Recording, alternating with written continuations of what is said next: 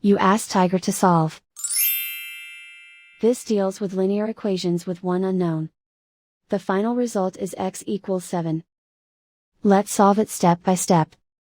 Simplify the expression. Expand the parentheses. Simplify the arithmetic. Group all x terms on the left side of the equation. Subtract 6x from both sides. Group like terms. Simplify the arithmetic.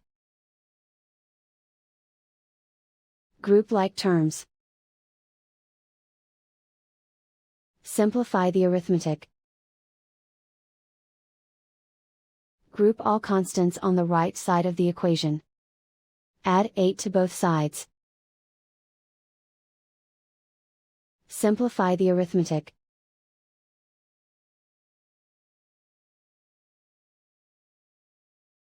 Convert the x into a positive number. Multiply both sides by -1.